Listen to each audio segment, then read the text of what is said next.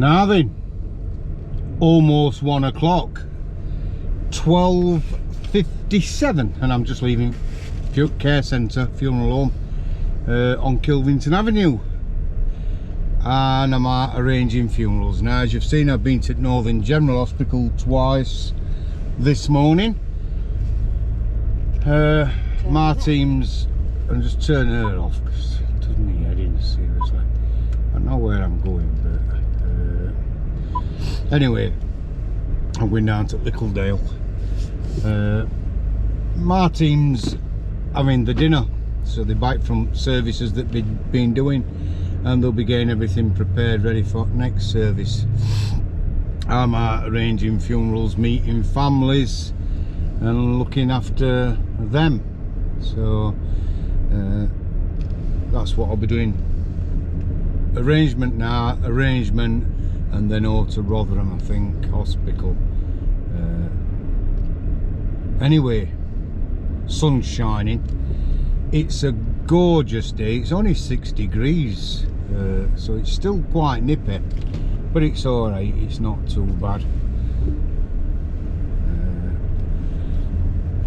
I said I'd put a couple on today, and I have done. I've already put 2 on, so you've had 3 today. That's not bad, is it? Me and Mr. Hemmingham was speaking on the way back from the mortuary, and Mr. Hemmingham says, Christmas speech, what you'll be doing, Michael, it's not going to coincide with Prince Charles's at 3 o'clock, is it? And I says, bloody hell, I haven't thought of that, Dave, because last thing I'd want to do, it's Charlie's first one, innit? First Christmas speech he'll have done. So he's going to be as nervous as doing that, poor bloke. It's usually his mother doing it while he's having a nap. And I thought about it, and I thought, no, I don't want to take limelight off him with that. No way.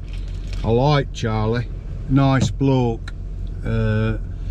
Last thing I'd want to do is take limelight away at 3 o'clock. So I will be putting a Christmas speech on Christmas Day, but it'll not coincide with the King's Christmas speech. So if anyone from Buckingham Palace or Houses of Parliament, Houses of Commons is actually watching this, you've no need to worry.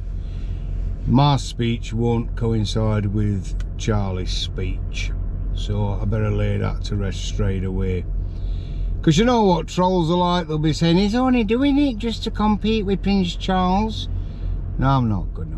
I know you'd all watch me anyway instead, because I talk more sense than half of them politicians and all that. My Charlie's alright. So don't worry, I will be talking to you all Christmas Day. I will be wishing you, from the Commonwealth of the Fog Empire, a very, very merry and peaceful Christmas. My thoughts usually at that time of year with families, because it's a really difficult time, whether you've only just lost a loved one, or you've lost a loved one in this year, or 7 or 8 or 12 years since. That time of year it's always difficult. People often ask how long grieving process takes. One of them bloody idiots on them scooter things, it's straight through red light and all. So they normally say, how long does it take, grieving process? There isn't a time to it. There is not any time whatsoever. Everybody's individual, everybody's different. Some people, my dad died, and I'm going to sound horrible, but in a lot of ways it were a blessing for my father. He died 12-13 years since, but he had cancer and he'd had enough, and it were horrible, and he wouldn't have wanted to be laid in palliative care at Northern General like he were. That weren't him. And when he did pass, a guy called Alex, I weren't there when my dad died, because Alex Hansen, a friend of mine, his dad died that same time, same night, and now we're at my dad's hospital bed with family, and Alex rang and says, Michael, my dad's just passed away at home. And I had to kiss my dad and say, I've got a good dad. And I remember my mother looking at me with them like Mrs. Bouquet eyes that she had, because she thought she was Mrs. Bouquet, my mother. She was an odd character. I didn't particularly like my mother. It sounds mad, that, doesn't it? I didn't particularly like my dad, but I loved them because they were my parents. But that's all. I wouldn't have friended them if they weren't my parents. Odd mods. Anyway, she looked and says, your dad's dying. I says, no, and Alex's dad's died, mother. I says, look, I've got to go out for this family, they need me. And she says, but your dad's dying. I says, he's going to die if I'm here, mum, and he'll die if I'm not. You know, and that family call me, they need me, it's what I do. And he'd understand, he were after it anyway. He were like, most of the time my dad were drunk, so it was as though he were drunk, just laid there asleep, but it weren't alcoholic, it were morphine he were drunk on. He didn't know I were there or if I weren't, and he'd have says, get this sent off, our old man. He'd have says, he had a tattoo on his arm and it says death before dishonour. And that's one thing about my father, them words were true. He were loyal. Loyalty meant everything to him, and I think that's where I get it from as well. Loyalty is important, be it with family, be it with a team, be it with friends. It's about loyalty. Some people ain't got a clue. They just sheep and they just follow crowd. They haven't got a clue what loyalty means. Darren, dear me, mate.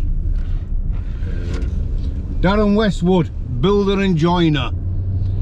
If you need a builder or a joiner, Darren Westwood is your man. He's a professional. He is the best. He is absolutely excellent, seriously. Anyway, that's how long does grief last. I had to go out that time, and I went and I brought Alex's dad into care. Although when I got there, I never mentioned to family that night. It was about 12 o'clock. I just brought Alex's dad from Darnell into our care. Never said to family my dad's dying in hospital. I just left it. And sadly, just as I got back to the mortuary, I got a phone call telling me my dad had died. So it goes, isn't it? So grieving now, I don't know. With me, it's, I don't think you ever get over it. I don't think you ever come to terms with loss of a loved one, be it whether it's expected or unexpected. I just don't honestly believe that it's something that we ever get over. We have to walk that road without them with us. But then I think actually they are with us. I believe they never leave us. I believe they're at side of us all the time. It's just we can't see them. Like that film called Ghost with Patrick Swayze. That's how I imagine it is. So I'm at Lickledale and I'm almost at my next arrangement. Anybody what is grieving at this time, be it whatever, my thoughts are weird because it is an hard time. Our old bloke died 13 years since. It were a blessing for my dad because he wouldn't have wanted to be like that. He definitely wouldn't. But for us, for me and my sister, Michelle, it's always a difficult time. I've got other members of the family, they're parasites basically. Pick all stuff, you know what I mean? They'll go and use fucking, what do you call it? Farm foods or something like, not farm foods, that freezer shop anyway. I'll not go into it, but they're more interested in what they had on freezer card. Oh, I'm going to go and get some food with freezer card. Do you want some?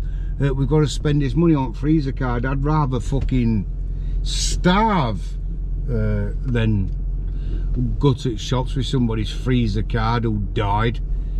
I might mention that on a later video actually. I might say some things that I want to say. Right, anyway, have a good day everybody, take care, press subscribe, and I'll chat after I've done this arrangement. Have a fantastic day.